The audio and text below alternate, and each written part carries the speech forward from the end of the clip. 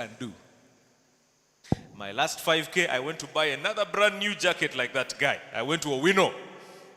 I bought a nice jacket. I came on Monday.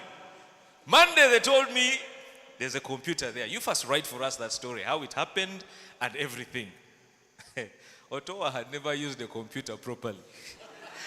You know when you press Q, then you look for R. Then you don't know how to go down. Then, and you know you write a story like this. But why am I telling you this story? In less than a year, I was able to become the chief political reporter of Monitor FM and eventually became the political reporter for Monitor newspaper and the parliamentary reporter for Monitor newspaper. At the same time, I was the youngest ever Secretary General of the Uganda Parliamentary Press Association. I had never been to school. I hadn't studied anything, no journalism, nothing. But why am I telling you this story? Oh, by the way, also, I was a DJ. My studio name was Black Daddy Sugar Love.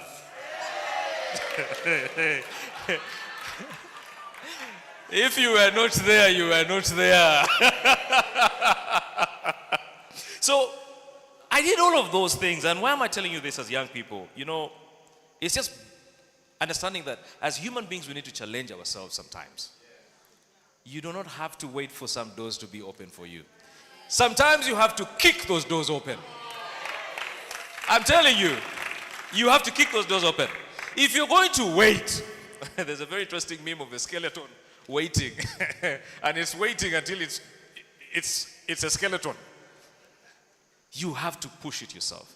So today, when I was told about coming back, I was first of all super excited. I even told my wife, I said, you know now, I'm becoming a preacher. And you know, for the first time now when I say I'm in church on a Friday, even my brother, even my friends, today I told a friend I'm going to church to preach on a Sunday. You know what he said? Praise the Lord. I said, amen, my brother.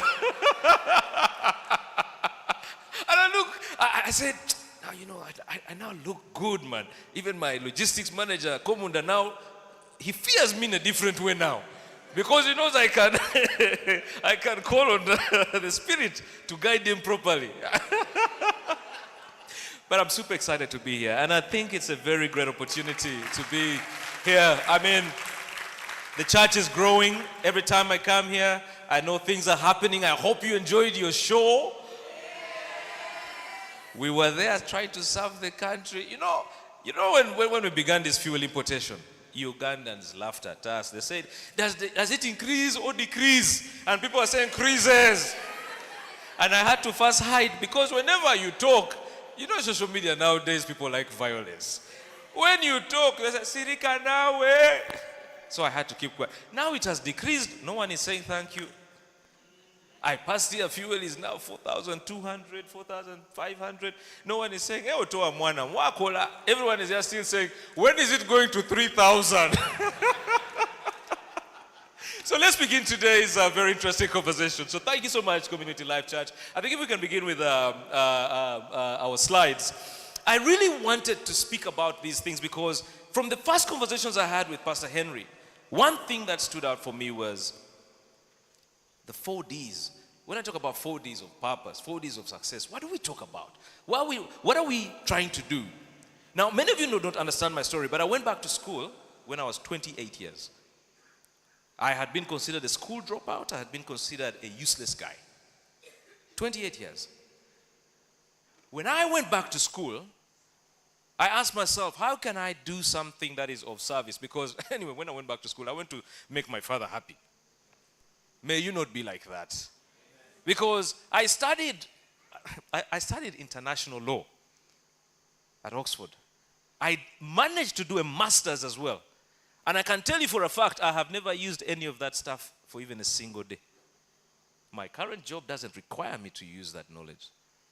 Whatever I am doing doesn't require. So I keep asking myself, do we do things for other people or we do things for ourselves? Because you see, there's success and then there's fulfillment. You can be successful, but you're not fulfilled. So the 4 Ds for me are really about purpose and success. So let's start with the first one. You know, when you think about the whole idea of the 4Ds. The first one, of course, is discovery. Do you know yourself? Do you know, first of all, the area of gifting that you're great at? How many of you know your area of gifting? Just put up your hands. Less than quarter of the church. Can you sing? Can you amuse people? Can you speak well? Have you sat down, ignored the noise, and just sat down and asked yourself, what am I good at? Who am I? What's God's purpose for me?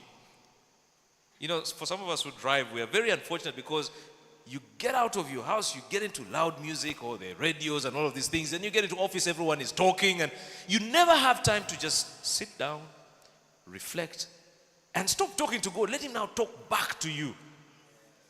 You know, we're begging him every time, but you haven't even sat down to see what he's telling you or what direction to take.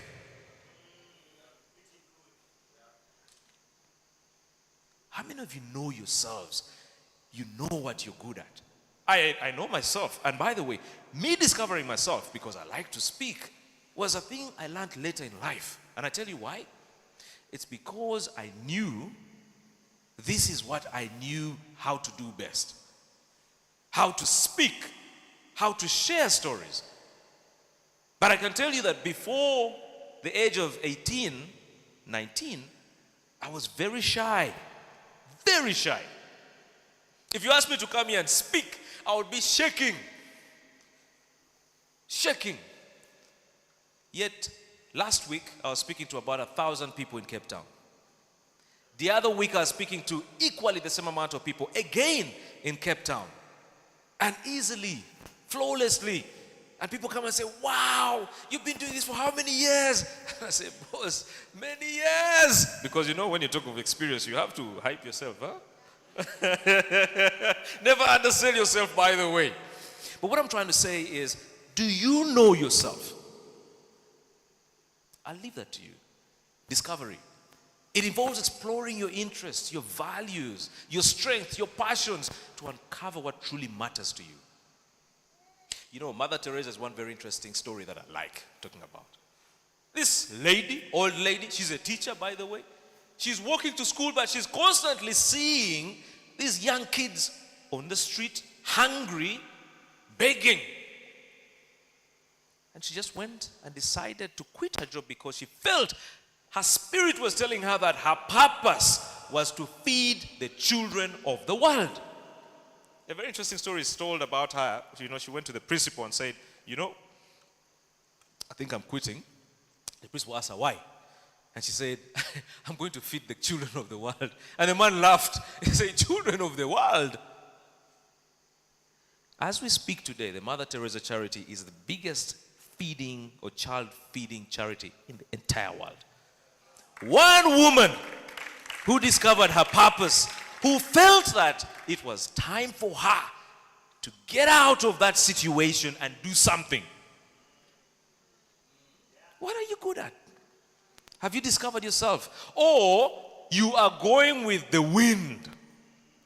You know, some of us come from families where they say, "Mu family yafe, tetulina bazimbi, tetulina ba engineer, tetuli bagezi." You've heard of those funny nuances. And yet, God has given us gifts and amazing. You know, there's a very interesting thing. And I'll ask you a question. Do you know the richest place on the planet? Who knows it? Anyone without Pastor Henry? Who knows the richest place on the planet? The graveyard. You know why the graveyard is the richest place in the planet? It's because there are so many ideas, dreams, goals, ambitions that have gone 6 feet with the people. They've never been exploited. One of my favorite speakers says, imagine you're on your deathbed and your dreams, your goals, your ambitions, your ideas are going around the bed saying, we came to you. We were given to you. But now look, we have to go down with you. What are you good at? Have you discovered yourself? I challenge you. Let's go to the next one. Second D is defining. Now you have defined, you found out what you're good at. It's now about refining it, defining it. You like to sing. How much time are you spending practicing? You know, there's something interesting about sportsmen. There's a very interesting book by, what's his name? I'll get the name, but it really talks about continuously doing something over and over. It's a famous book. It's just run out of my head. It's a Malcolm Gladwell book, Underliers. Yeah? Try and find out that book. It talks about how people who know what they're good at repetitively do it. Repetitively. And over time, they're experts in it. And then you ask a guy, wow, this guy is so good at playing his guitar. How did he learn it? He must have learned it overnight. No. He's been practicing and practicing. And you remember last time we talked about the three types of people? You remember the interested? Yeah? I'm interested in learning how to play guitar. Yeah, then you come, rang. Yeah, I like the sound. That's an interested guy. Then you have the committed guy who puts in the hours and the work, right? And then you have the obsessed guy who will wake up in the morning before even brushing his teeth. Who are you? So define those aspects of yourself that resonate deeply. Then, of course, the next step, of course, is to define your purpose. But this is really about that clear statement that says, this is where I want to go. And because you know where you want to go, you know what roads will not take you there. When you want to practice your guitar, you will tell the other guys who want to take you off a wrong route. No, not today. I'm practicing my guitar. Guys, I'm telling you. And you also know, remember I taught you a phrase last time? OQP. Only quality people. You will start shredding off the useless friends. Because you know what? They're not helping you with your purpose. They are not helping you with your success journey. They're not pushing you in the right direction. Look, if I want to go to Ginger, I can't start passing through Masaka. You understand? If I want to go to Ginger quickly, I'll probably come and borrow Pastor Henry's bike and not use a boda boda. Defining. That is really about saying, this is how I want to impact the world. God forbid that we leave the world and we are not having any impact in the world. God forbid. And by the way, impact is not about thousands and hundreds of people. Even just one or two people. Meaningful impact is all we need. So, discover, why are you here? And then define. Let's go to the third one. Design. Now, this one I like it. You see, after defining your purpose, it's essential to design a plan now. Strategy. How am I going to get there? In 3 years' time, this is where I'm going to go. In 4 years' time, this is what I want to do. I'll tell you a very interesting story. When I went to the UK, this again, after being a DJ, I was bored and I decided, I went to the UK at the age of 23. I forged papers to go to the UK. And I remember going to my father and saying, Mzee, I think, man, it's a Kampala chochigani. So, you sponsor me to get to EA. My father laughed at me. Even called my mother, Mama Jimmy, come and listen to this boy. Repeat for your mother. It was so unfortunate that none of them came to my rescue. I went back, I got my small salary. It was about 150,000 those days. Today's money, I can say 400K. And we had to line up for visas those days. I don't know if for some of you are old here. We used to line up at Parliament Avenue. And I got a visa by luck. But also, I prayed.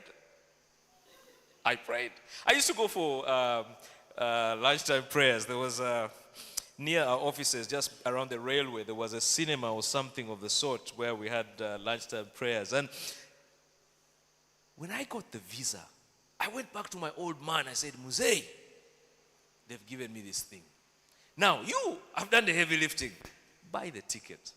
My father, again, he laughed at me. Said, look at it. Mama Jibe, he got a visa. Now he wants to, you come and repeat for your mother.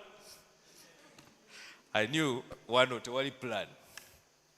So I went to Namuongo. I was living in a small muzigo in Namuongo. And I sold off my small fridge, my small TV. But you know when you're looking for money, it's the same money that you eat, huh? You first eat the money to think of a plan. 6 months tourist visa. Month 1, month 2, month 3, month 4, month 5. We're still looking. Now I had even relocated. I was staying in Livingstone Hall with my friend Roland Taremwa. Roland Taremwa used to drive a rickety car of a friend. We simulated that car with a money lender in Makindi, and that is how I went to the UK. It's a funny story. But why am I telling you this story? I was illegal in the UK for 6 years. I was a Kanabe. I did the Kanabe job. And then I went into a kitchen finally. And again, going into the kitchen finally, it was a different story, but it was just about, doing something different. Many of you who look at my social media will see me roasting. And people always, when I'm trying to say something serious, even on TV, they say, "Omuochi wanyama," which is okay. But you see, that's what I love to do. But why am I telling you again this story? It's because for me, in terms of designing this, I wrote things at that trying time because living illegally, guys, is the worst thing I would wish on any person. I was living in a small room. I had a heater which was not really a heater. It heats with a fan, but had no thermostat. So when you stop it, it's so cold. When you put it on, you're frying. I had a mattress, those air mattresses. At 3 a.m., the air is over. You wake up to pump, but you want to sleep. And then your shift is in the morning. It was tough. And I keep saying this, Pastor Henry. People want to go abroad. I encourage you to go because you will realize how beautiful and blessed Uganda is. I can tell you that, again, for free. Having lived away for 12 years, man, it was crazy. So my first kitchen job, I was a dishwasher. The dishwashing machine starts from here to there. They bring plates, and you put in, then you run, you wait for the machine at the end, you pick the plates, It was so tough. I was with a Gambian, we were always lost in translation. The man is speaking French, I'm in English, we are confused. Winter comes. You people don't understand winter. Uganda is beautiful. Today it was raining. And by 10 it was very hot. I said, this country is blessed. I wore a big, nice jacket. I threw it away at 9. I said, no, look at me. But in the UK, guys, my ears were falling off because of the cold. It was so frosty. You had to wait for a bus if you miss it for 1 hour and wait for another hour. It was so tough. But I wrote things during that time about what I wanted in my life. One of the things I wished for when I was illegal and doing nothing? I wished for a job where I could wear a suit and a tie. And yet today, I despise a suit and a tie. Gratitude is a very important thing. Gratitude is a very... You see, we keep focusing on what we do not have. And then we forget that the fact that you woke up today, do you know how many people failed to make it through the night? Do you know how many people just want to have someone to talk to? A community that they belong to. Gratitude. So, design your life focusing on what will come. Let's go to the 4th D and then dive into the crust of the conversation. Deliver. Now, when you've designed, you deliver. You act on it. You pursue it relentlessly. Some of us, when things are tough and hard, say, then you start shouting, wait, you want now to go for the next thing. But the people who have pursued the best ideas and have achieved so much are people who have constantly pushed their ideas over and over and over and over and over and over and over, and people think they are mad. they make it, we say, Karo yo guy, try to mulaba gatuloza. Nemwana jiseko.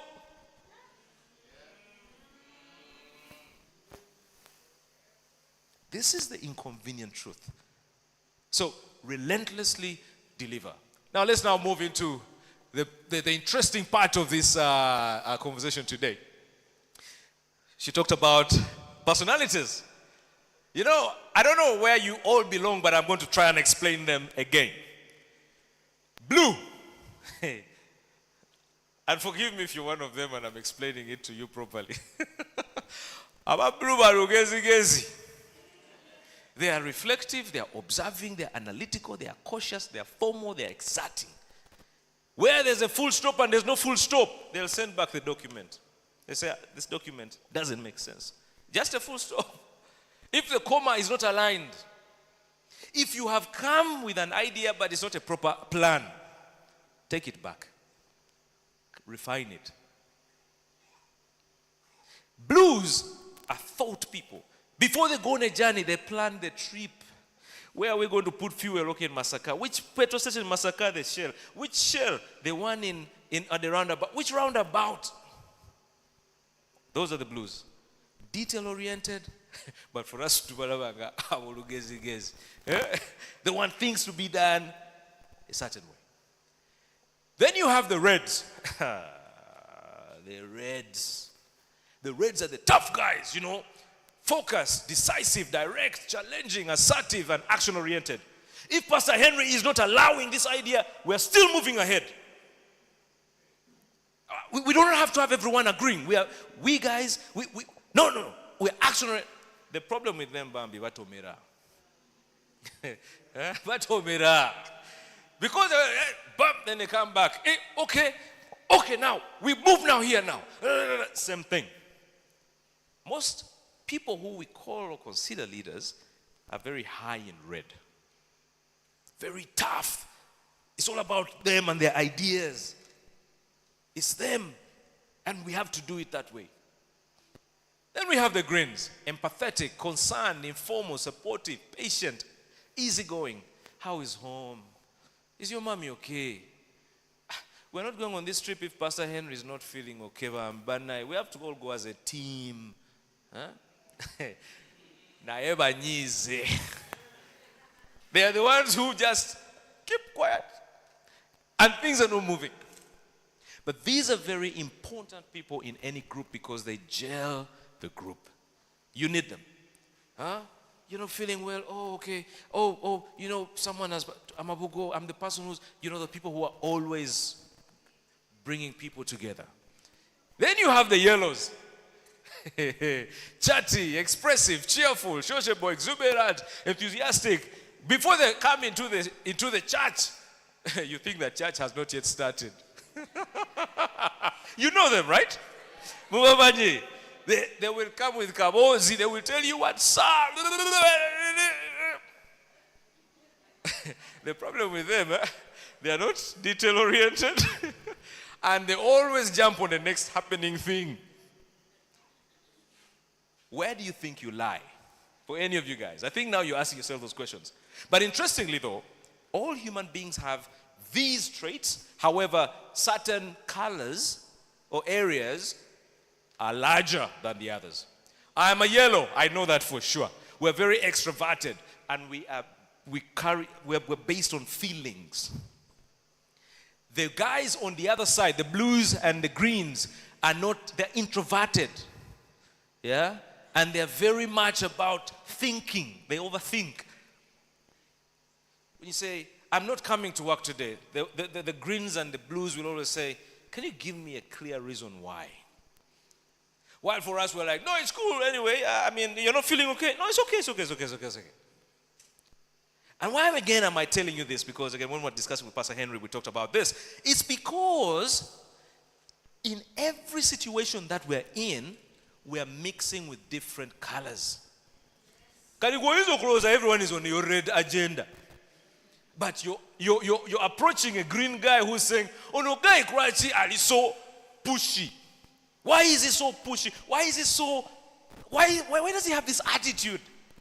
And yet he has no attitude, by the way. That's his personality.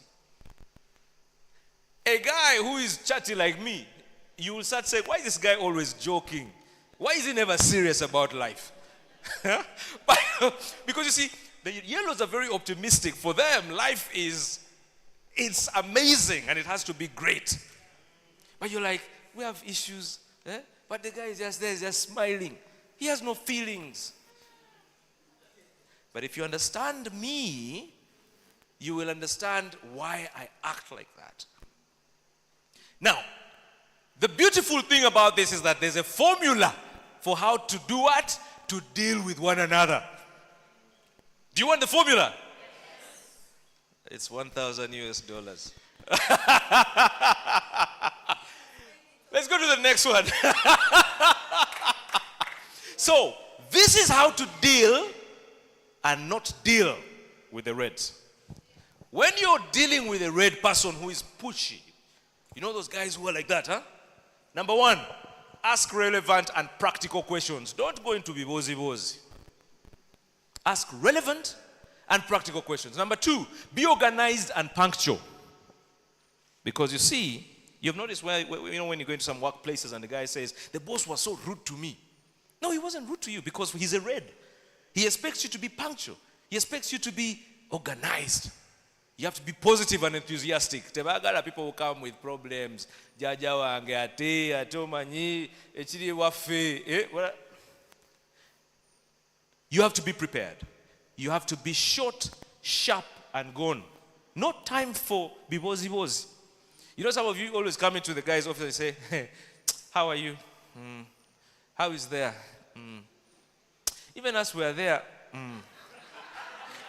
who wants to know whether you're there or not? All right? So, you have to be short, sharp, and gone. Get straight to the point. Keep to the agenda. We have an agenda. Then you're telling us about other things. You'll make a red unhappy. So, keep to the agenda. Keep up with their pace. You know, reds also walk quickly. Huh? Some of us like to walk like you know what I mean. Keep up with their pace. Speak in a clear, assertive manner.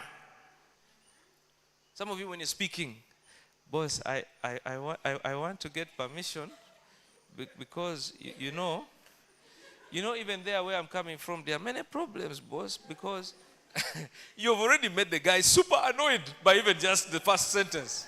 And just know that whatever you're asking for might not even come to fruition. So, speak in a clear, assertive manner and take ownership of problems. Because that's where you start now solving problems.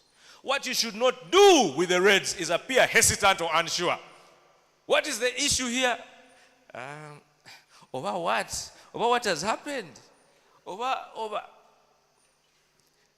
Appear negative or critical. Become emotional in discussions. I'm talking about the reds. And by the way, Pastor Henry, give this presentation to the people. Yeah? Go away with this and learn how to use it. Do not disagree in public with them. If you know the guy is a red, even if he's wrong, save it for later. Pull him in the office and say, you know, boss, I didn't like that thing. But do not pull it up in public. Flit from topic to topic. Do not interrupt them. Do not mumble or speak slowly. Tell them what to do. And finally, waffle or procrastinate. Because you see, they're action-oriented. Action-oriented do not like being around people who over-process and procrastinate. So that's how to deal with the reds. The do's and the don'ts. Let's go to the next one. The blues. I told you these are guys who like detail, right? You have to come prepared with facts. You know, I have a boss, by the way, at my previous job.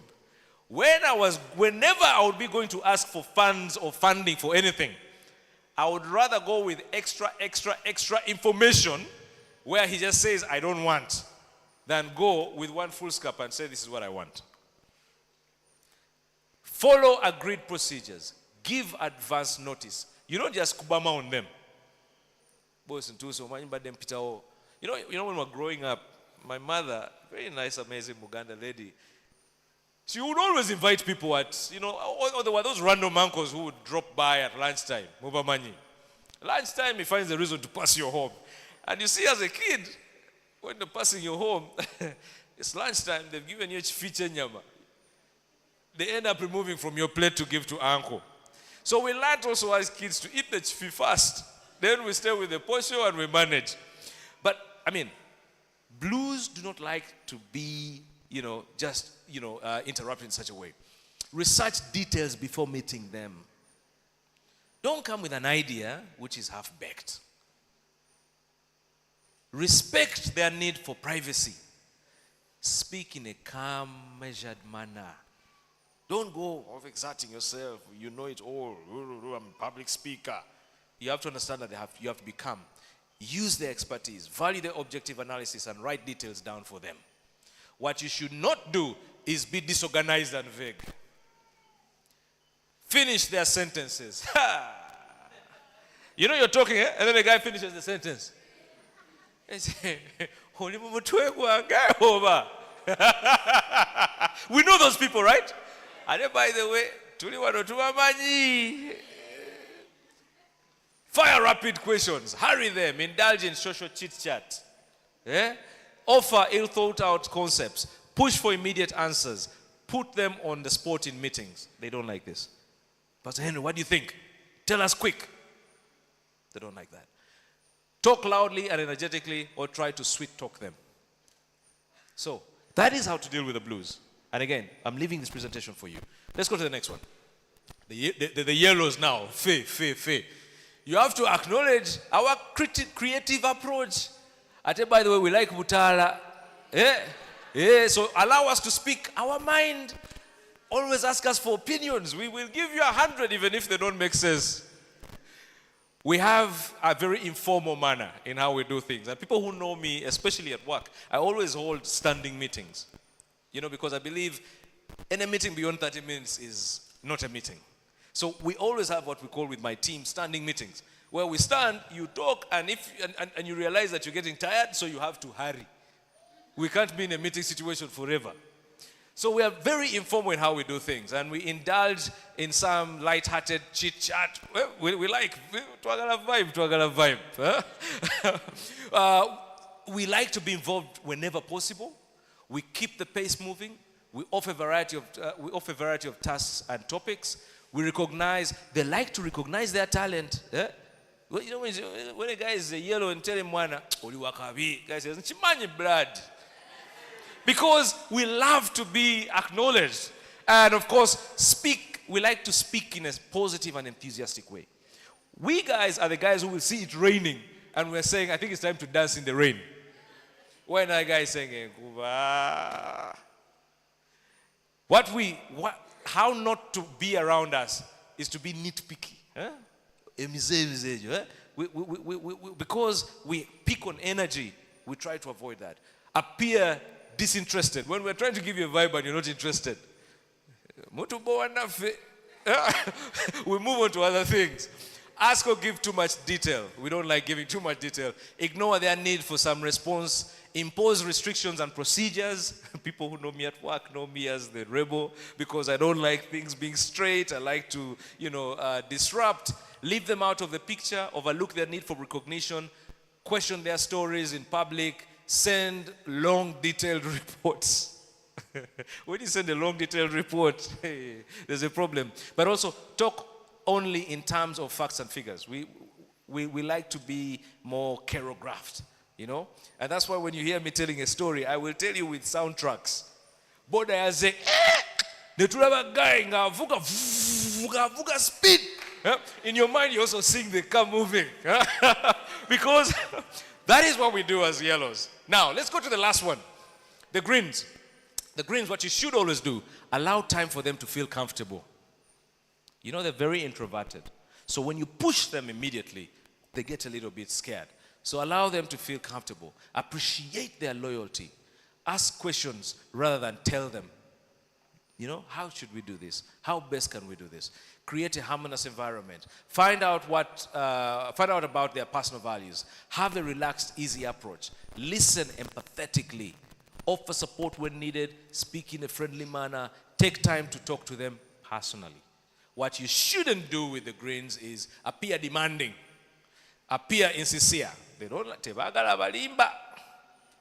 Because when their loyalty is gone, it's gone. Become confrontational. They don't like being confronted. Cut them before they have finished. Give effusive praise. Tebagala utala. For us we like. For them tebagala utala. Give insensitive feedback. Push for a quick response. Push them in the spotlight. Question their integrity. And talk loudly and quickly. Now guys, let's get to the serious point. All of us here have different personality types. And for us to be, or to live harmoniously, whether in a working environment, a church environment, or wherever, you will have to understand that how you approach a person of a different personality has to be from their viewpoint. You know, sometimes it's all about me. Nze. But you have to understand that if a person is like this is the best way we should do it. I did or supported the negotiations of the East African crude oil pipeline. And I can tell you, in all negotiations, it's not about you. It has to be a win-win. So you understand that that guy, he's stuck on that thing. Okay, let me also see it from his viewpoint so he can also see my viewpoint. And that's why personality tests are very important. Now, in your workplace, the reason why you're not getting promoted is because which are not recognizing the need to harmonize. Work in teams. Blend. You want to be the cleverest guy, the kafulu. You want to be the guy, you know, we call them the lone wolves, the guys who work alone, never in a team, you know. What you're simply doing is that you are limiting your exposure to opportunities and that growth. Now let's go to the next part of this presentation. How do we prepare ourselves for an interview? I love this one here. How many people are looking for jobs here? And very soon, you know, by the way, let me tell you something, guys. Life is an interview itself. Did you know that? Life is an interview in itself. And every single day, whether you have a great job, I always say to myself, the day I get into a job is the day I start planning my exit. Can I repeat that? The day I get into a job is the day I start planning my exit. Mugenda mu offices ne muhanginga your coats, ne mutakako AC ne TV. And you smile thinking you're there forever. Company si ajajao. And in today's world, I can tell you, it's so competitive. Let me first give you some very interesting facts and figures. Every year, we have over 1.6 million children who go into P1. Every year, we have over 1.6 million children who go into P1. Every year, the ones who finish, or out of those 1.6, less than a half, 50% finish P7. So you think about where the other 50 are. Now let's first proceed. Lower secondary. Out of those half that have gone in, 80% will go into lower secondary. Do you know how many finish? Half of that, or even less. Then another half now, the half or less, go into A level. Do you know how many finish? A quarter of that. Now, everyone is looking for a job, right? Everyone is looking for an opportunity. Everyone is looking for something to do. And can I give you a very interesting fact? The population is rising like a problem. I am 43 this year, and I will tell you for a fact, 91% of the population is below me. Did you know that? If you have smartphones, go to a website called population.io. Population.io. Put in your date and put in your country and put in your small details. I will tell you, it will shock you. You know, I'm a communications guy. And at work, I told guys, we cannot keep going to New Vision and all these old things, UBC. We now have to communicate via TikTok. Because the biggest chunk of people who are consuming our communication are below 20. These guys don't have time to listen to Amawulire. They don't have time. They want to be on TikTok, 20 seconds. Change tambula. So we have to think like them. We have to communicate like them. So life is an interview process, and every day you have to be prepared for it. So let's go to the next slide. What happens when you are getting into an interview situation or you're trying to get yourself to a job? One of the biggest challenges I have seen with most people is they come to interviews, and the other week I was interviewing some people for a job at People come to interviews without even knowing which company they've come to interview in. In the street speak they say mbabulira byalali. People come and they do not know what company they've come to. So usually we have this first question where I say, oh, so you've applied for this job, right? And it's a company, right? I says, yes. And tell him, okay, so what do you know about the company? He says, I know you're about oil, right? He said, yeah, we're about oil. What more? Yeah, oil. I saw the advert, you're about oil. And clearly, for anyone who's interviewing you, the interest is gone. There was a very interesting, so when I joined the company, I found out that we were struggling with the right fit people for the roles. Interviews are very interesting because people can speak English, huh? And you're like, oh no, guy. You look at the CV, first of all, now the CV is with AI, you can write the best CV. Where the guy even says, in my summer break, I climbed Mount Everest. You say, wow. And these guys will say, I work a lot under pressure. I can do anything with minimum supervision. It seems so because it's But you see what's interesting about this is that after the interview process and you give them the task or the job, people start fidgeting. They don't even know what to do. So I decided to implement a new way of interviewing people. So I was interviewing for a comms role. And these 12 candidates, I subjected them to a very simple test. I said, you know what? For 30 minutes, I want you to use all the information on our website to create a video that speaks about UNOC's sustainability journey. 30 minutes. We went and did our own things. After 30 minutes, we came back. Some guy said, man, my computer, said, okay, we give it another 30 minutes with another computer, a brand new computer from UNOC. There you go. People had excuses and stories. But there was one brilliant girl, and by the way, Pastor Henry, we need to probably have and gentlemen, I'm not saying this out of spite, but we need to have a program for the boy child. Because the way the boy child shows in interviews today is disappointing. I'm speaking this factually because I have been in interviews over 20 in the last 1 year, and 90% of the people who are taken on are women. 90%. Fact. The boy child, when subjected to this situation I'm telling you about, did not really show up. He was just, I just tried to. Then I asked one guy, so why don't you try and, modify it for the different social media channels? He said, no, we just use principles of design. I said, okay, well, but supposing I want something different. He said, well, we just use principles.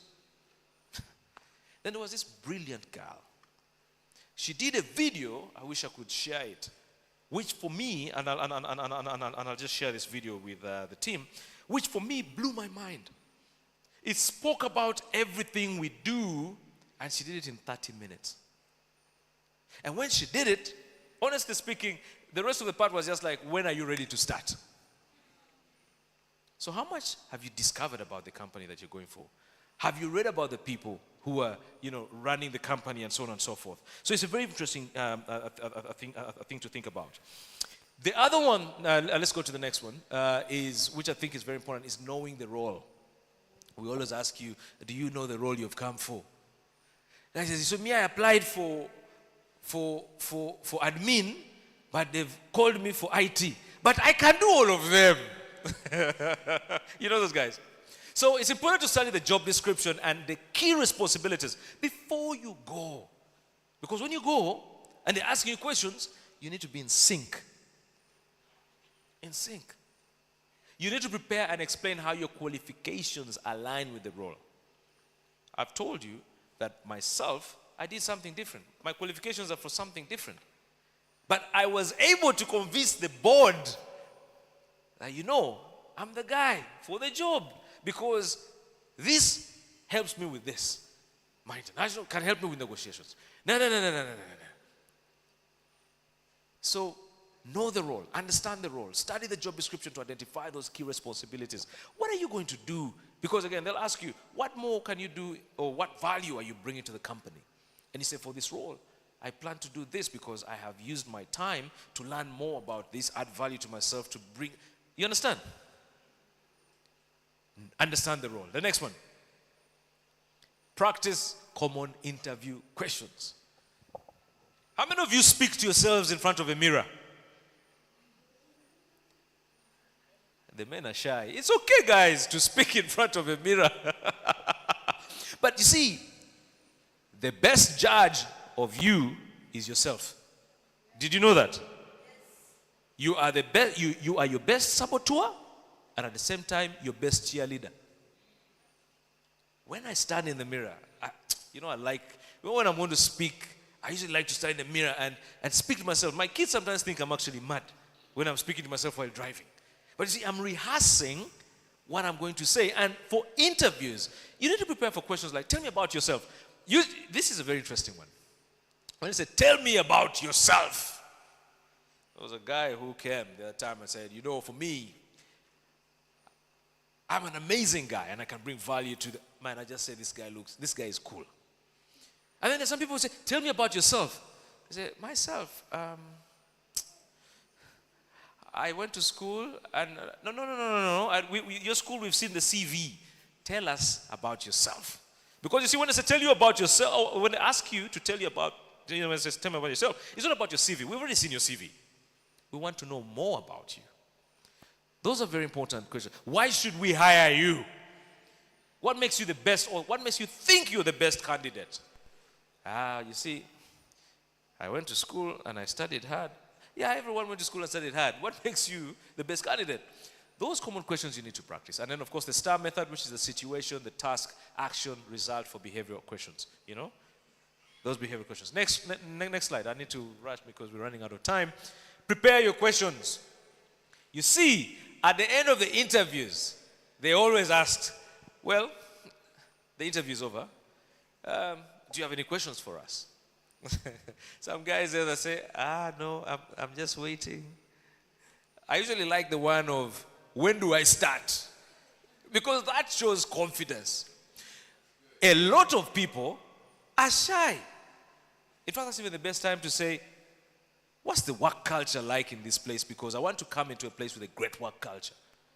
That question usually shocks interviewers that, people start mumbling, and then they look at the HR person. What is our work culture? But it's a very important one. And the reason I'm saying this is because when you ask questions, it's also a way in which you're judged in terms of the kind of person that you are. Are you a serious person? Do you even know what you've come for? Or you've just come? So, avoid asking questions whose answers can be easily found online. Always ask questions that make the panel think. Next one. Dress appropriately. Dress what? You have to choose professional clothes. If you do not have, on that day you borrow. Afazali. At least borrow. But it's important because I can tell you that the first perception of any person is how you show up, how you dress, because that's how seriously I take you. Now, I'm not saying that sometimes how you dress will demean the value that you have, but you see, we live in a society that thinks like that. Okay? So, dress appropriately, but also ensure that clothes are, clean and they fit well. When you buy a jacket, for the men, don't buy a big leggeza. Just look out for one that fits well. Huh? Do not, you understand? Dress well. And I'll tell you something about this because you see, a lot of my friends, when they dress well and they're looking nice, they will go visiting relatives who are not even expecting them. Because they want to see or hear the compliment of, or nyumye. For the ladies, I know the ladies understand what I'm saying. When you have that kaviri, you will walk on every office floor because you want people to say, But that's the truth. So dress appropriately. Next one. Organize necessary documents. You know that point where they ask you to share your documents or use or share documents that speak about you, and you have nothing organized? It always shows how disorganized an individual you are. So always remember, have a pouch that has your documents, from your academic documents to all other documents that you might need. Very, very crucial. And then, of course, carry a notebook and a pen for notes. You know, sometimes we just go to an interview and just think we're just going to sit. But just have a notepad somewhere so you can write and explain certain things precisely. Next, practice good body language. You see the lady on the end? She has already lost Bambi. And you see the one at the extra end? You see, body language, this is a fact, communicates more than 60% in any communication, be it public speaking or anything. Your body language communicates more than your speech. So, your posture, eye contact, how you greet, that firm handshake, and you look at a guy in the eye. I mean, this guy means business. This guy is not a simple guy. But you come, you're like, stand up. You know, look at the difference here. Hello. How are you? Fine, thank you. How are you doing? Fantastic. And then look at this.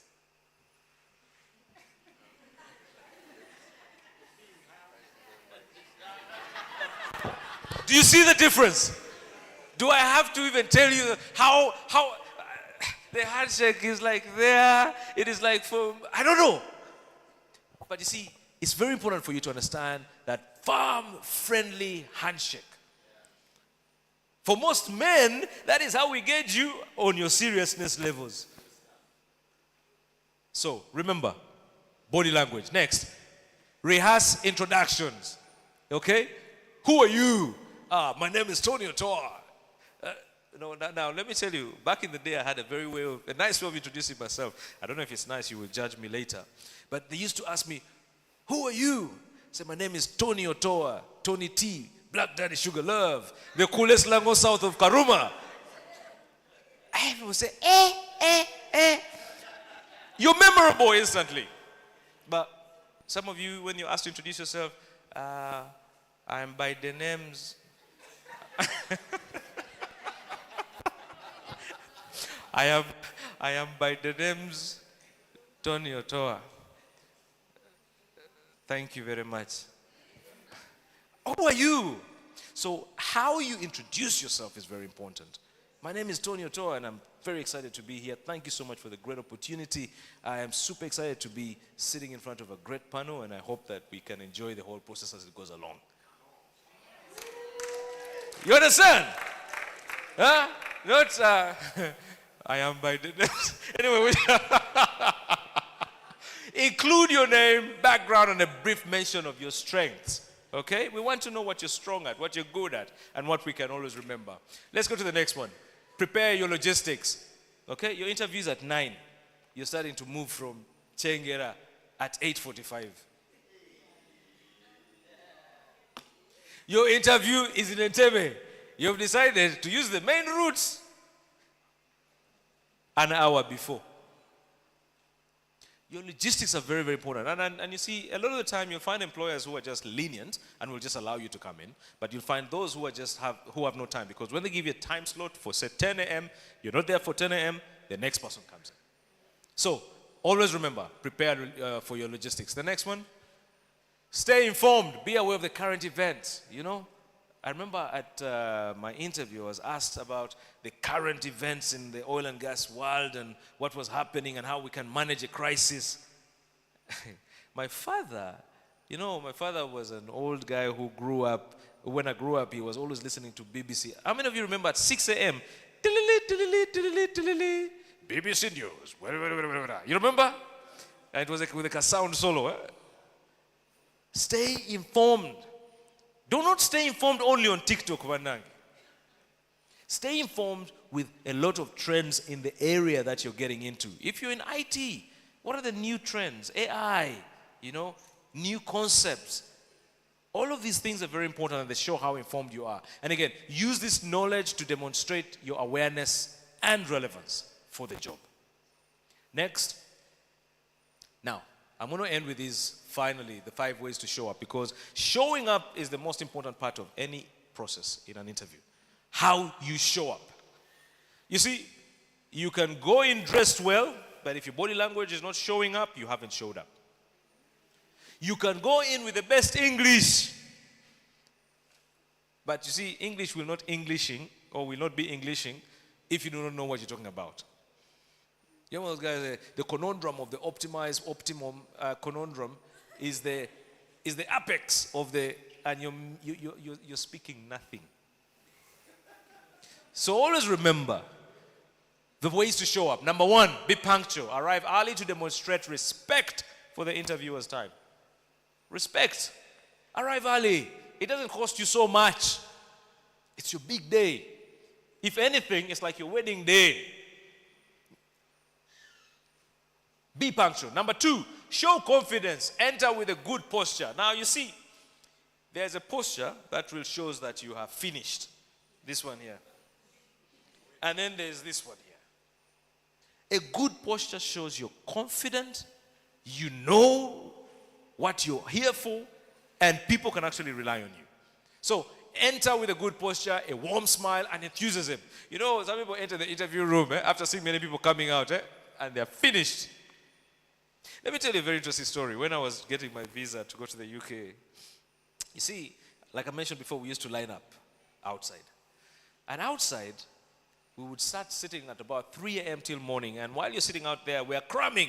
We were hey, you big Ben. Yeah, okay. Ate chine tolola. Hey, you London Eye. Okay. Ate, ugenda kusulawa. Hey, Trafalgar Square. Okay. Now, they would only allow 120 people inside that place. But I can tell you that the failure rate was so high that by the time some of us who were 110, people are failing. Even the teachers who were teaching us what these things are were failing. When I entered the room, I had just learned the word apparently. It was a very cool word to use. So the guy asked me, "Where are you going, mate?" I said, "Apparently, I'm going to the UK." I said, "Apparently, you're going to the UK, okay. Who's going to pay for your travel?" I said, "Apparently, my uncle is going to pay." The man was tired, I was hungry, he must have been also hungry. He said, "Come back tomorrow for your visa." That is how, apparently, I got my visa. But you see, what I'm trying to say here is show confidence, okay? Show confidence and avoid appearing nervous and arrogant. I have seen people who think, Bemania, and that arrogance alone pushes off people. Then the third one, of course, is exude positivity. Speak positively about previous employers. Do not say, "My past job, bali man causes." No. The moment we hear that, we just know, we're going to create a taboo. So speak positively about your employer and your experiences, and focus on solutions that you have learned from challenges. You remember last time I talked about what the Chinese in Mandarin talk about? They don't have the word crisis. Instead of crisis, they have the word opportunity. So while you're running, crisis, but then they say, opportunity. And that's why in COVID they made so much money. So, stay professional.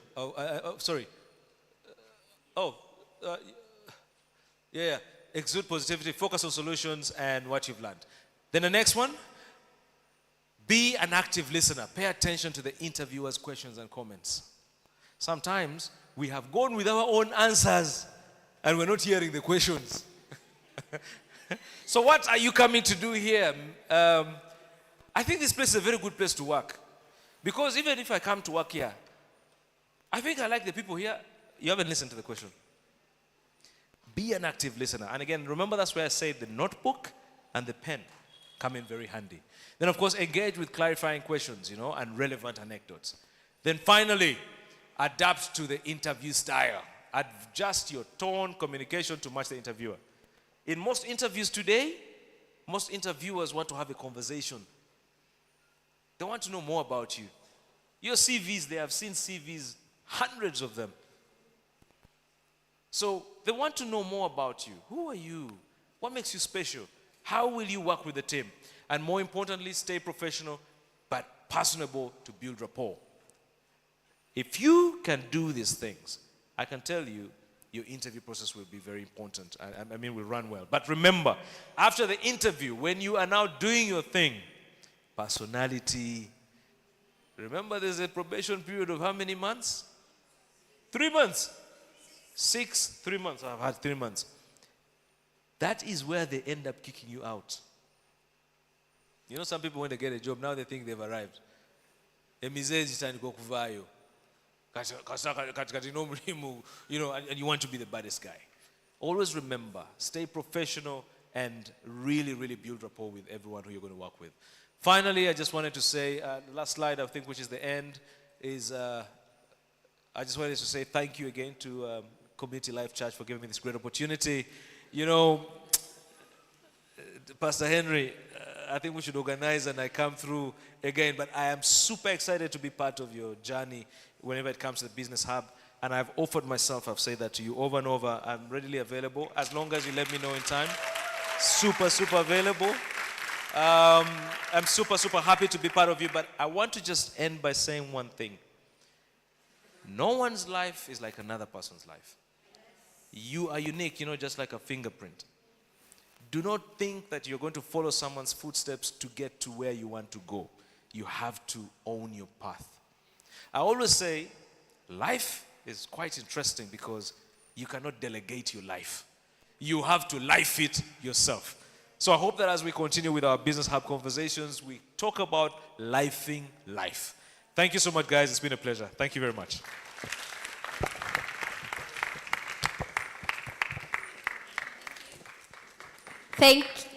Wow, that was very loud. Thank you so much, Mr. Tony Otoa. Kindly take up your seats.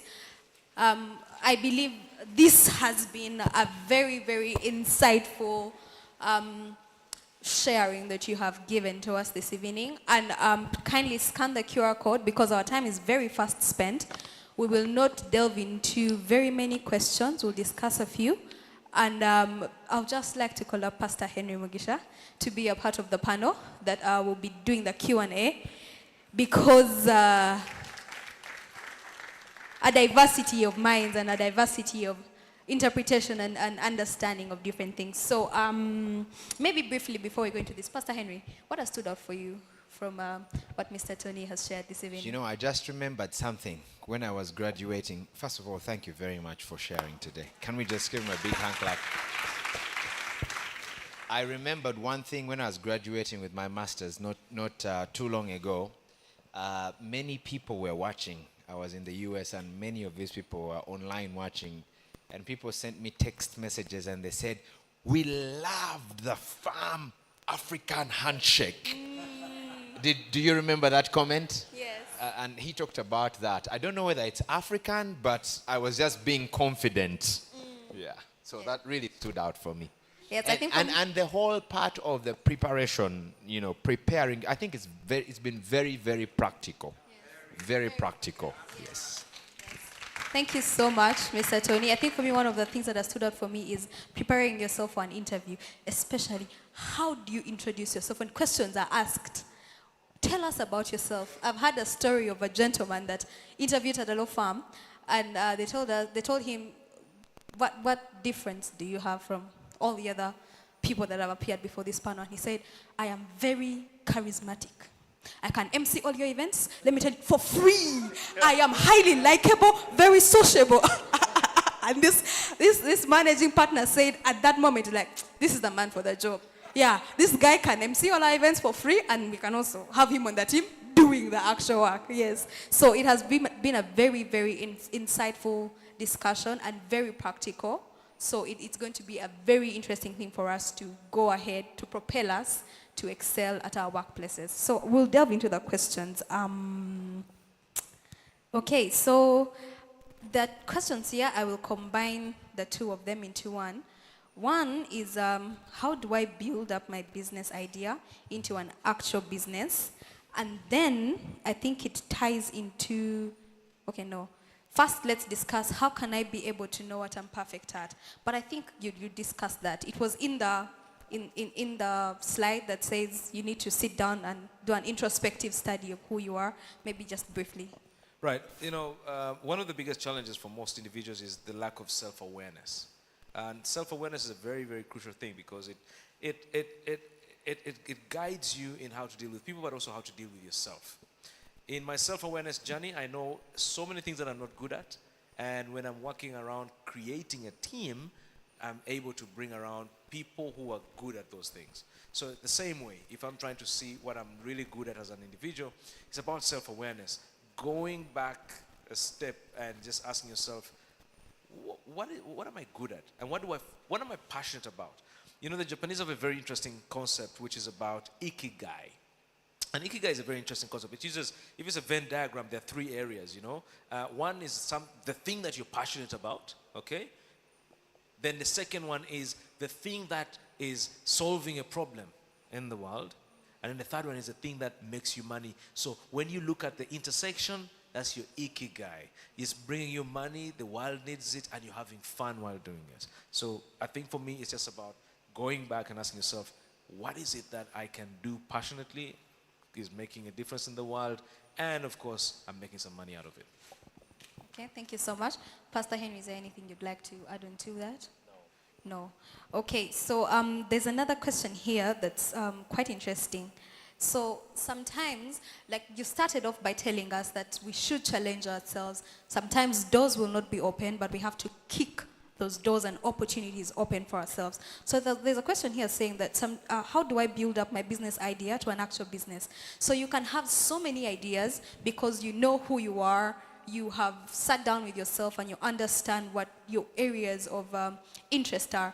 But then there's so many now ideas that come into your mind, how you can execute, how you can thrive, how you can be of use to the economy and to the people at large. But then how do we then actualize all those many ideas into a business or something that will make us a living and serve the people as well?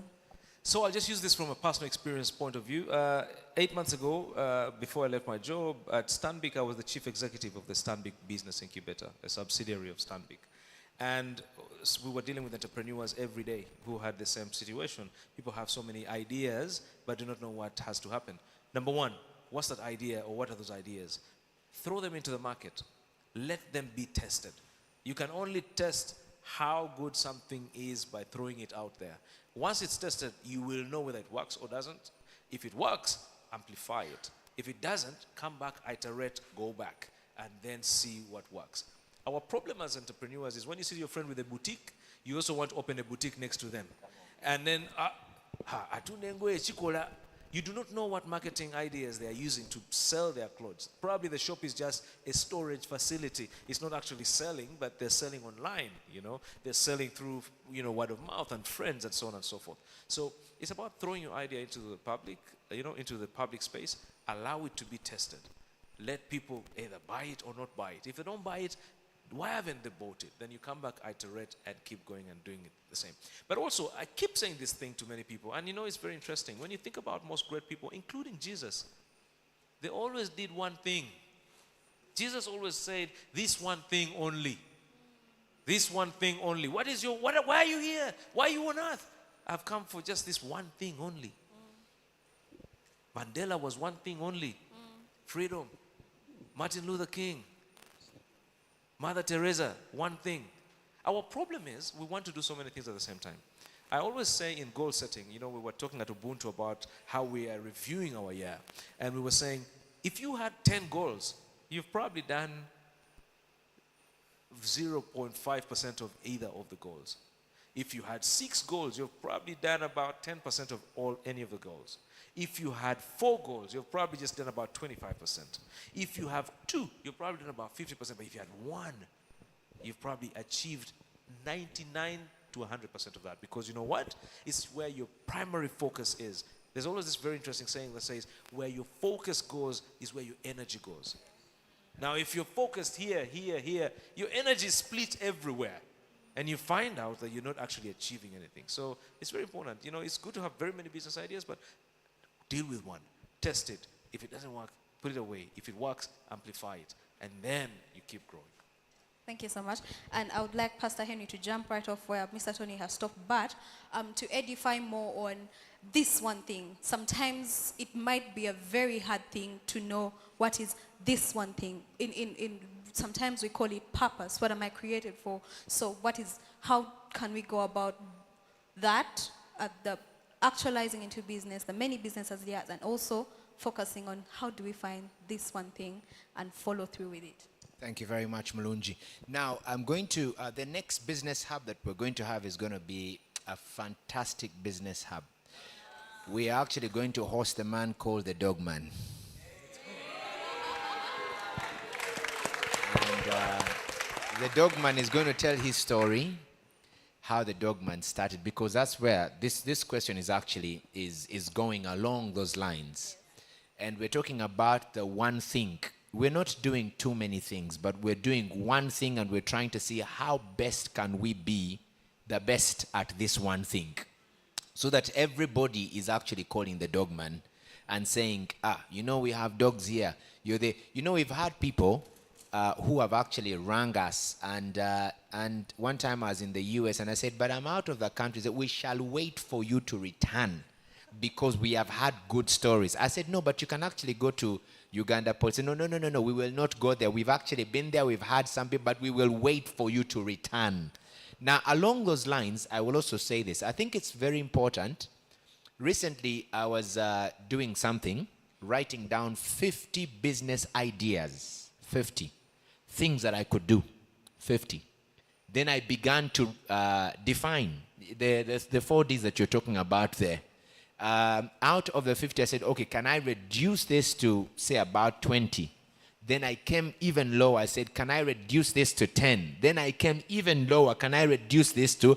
The reason I'm doing the 50 is so that I can get a really big pool. Not that I'm going to do everything, but it gives me a wider coverage. Then now I begin to come down, refine this thing until I come to that one thing that I can actually do and be good at. I can be excellent at. Somebody once said that if you're excellent at anything, you will never be ignored. And I think you can really be excellent at one thing. Yeah. Thank you so much, Pastor Henry. And now sorry, maybe one more thing. Along those lines, what I forgot was make sure that you put prayer in there, because God is the one who's going to reveal that one thing. Yeah, I mean, Tony talked about you see people selling clothes, you also want to sell clothes. You are doing chicken, you also want to do chicken. And then you have, I always wonder, actually, I get to businesses and people have, all of them are selling the same thing. And again, somebody was saying that, why do you all have to sell this? What are the chances that people are actually going to come to you and not go to, the money is already split. Why don't you come together and say, guys, can we just, if we are all selling, let's say Kaunga, can we just come, can we do a partnership and we do one thing that sells Kaunga so that we can move on to other things instead of splitting so pray, and God will give you an idea. God gave us an idea, God will give you an idea. Amen. Thank you. But I think it's important to go in the place of prayer with some ideas. You don't just go and say, oh, Father Lord in heaven, reveal, right? So you need to itemize, like Pastor Henry had said, the 50 things, and like Mr. Tony had said, try. So there's ideas that you have, but then as you pray, God will point you to that one big thing. So another question I'd like us to discuss is, you talked about somewhere when you were sharing, you said the moment you enter a workplace, you already plan your exit. Now, there's a question that has come in here that says, is there an ideal time to stay at a workplace?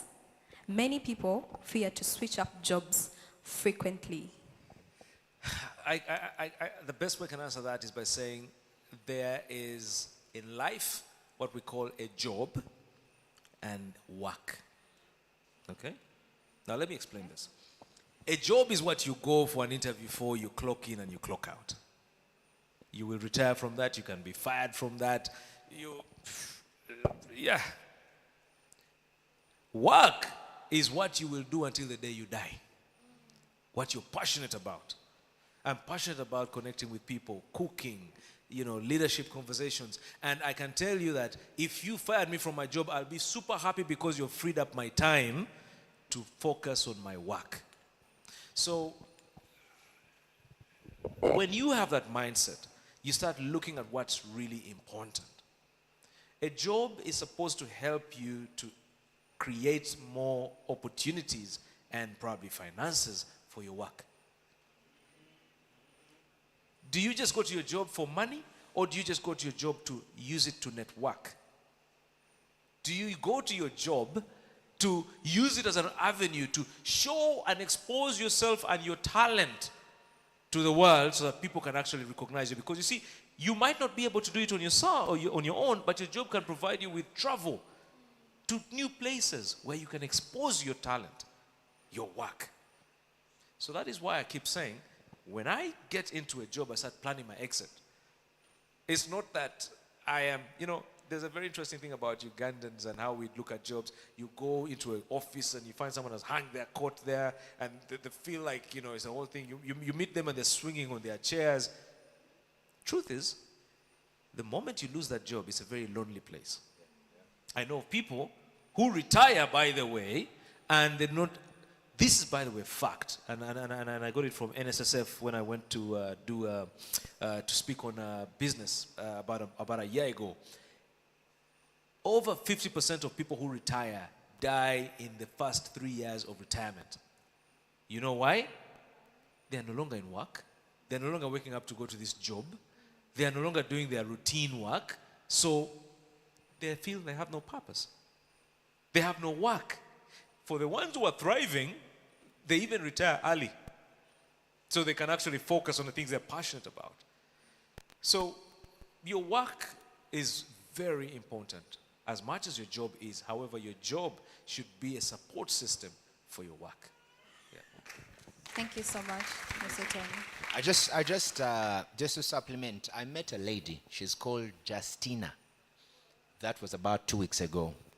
This lady worked for a couple of embassies, and she mentioned, she took me, she stays right up on top of Mutungo, somewhere in Mutungo, on top of the hill. Beautiful place, beautiful, beautiful place.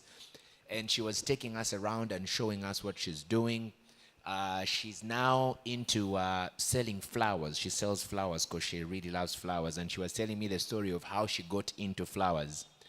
But one of the things she mentioned was that when she got into some of these embassies, the day she got the job at the embassy, she would sit down with her friends to say, now we are here. What is our exit plan? What's our but many people don't think about that. Many people think that now I am here, I will be here forever. Don't you forget, the Bible says, teach us how to number our days so that we may gain a heart of wisdom. The heart of wisdom says, now we have entered, what's the exit plan? At the beginning, not at the end. That's wisdom. And once you have that kind of attitude, then, life is going to be easy. Yeah, even when you're fired, you're not going to die because you're fired. You already had your exit plan. There was a plan. Yeah. Thank you so much, Pastor. And as you were sharing on that, I remembered something that I think you keep referring to, how the older people do not want to get out of certain positions because they did not plan for their exit while they are entering, and then there's new people that need to now enter the system, but there's no room for those because people did not plan for their exit. Their life is the job. And from what Mr. Tony said is, you need to have a job, but you need to have work. So you need to have those two things in your life. Now, there's so many questions that have come in. However, our time is very, very fast spent. The good thing is, this is not the last Business Hub. So there's always an opportunity for us to keep sharing these questions, to learn more, but With that being said, Mulonji, can I just a quick story, just a quick story. It's really burning me just before we go. Yes. About this very amazing friend of mine. He retired from his job. I won't tell you the job, but it was a very nice senior job. He had a house given to him by the job, or rented for him by the job in Kololo. Okay? This man had a stipend, a monthly stipend. He had a company car, like me, yeah? He had airtime. And you have a nice car. It is not my car. I'm getting there. And I can tell you that when he retired, he was left bare. He had to leave the house. The airtime that they give you in a month stopped coming. Every month you get it, it has come. It stopped coming. Yeah. He had nothing to himself. He did not even have his own car. Now, this is the funny thing. He's used to the life of the golf club and Kololo. Yeah. And time has come to vacate. Yeah. He has his very nice pension, about 1 billion shillings in NSSF. So he goes and gets his money and goes and asks a guy, I want land around here where I have been. Huh? Kololo. His money could not even buy half an acre. So he decided then, okay, which other places are happening? They told him Nigeria. He had even never heard of Chira. What was interesting is when he asked the guy to give him a BOQ for the standards of the house that he was living in, the BOQ was so heavy, it was more than his pension. The man's life completely got distorted. Again, he was focusing on his job, and after retirement, he had no work. He had no, and by the way, the sad thing is a lot of people retire or leave their jobs and go into business. Money go into farming. They've never farmed. They've never even raised a chicken, but they go into farming, and then all their money gone. So, job and work. Thank you so much. Let us put our hands together and thank Mr. Tony Okoa.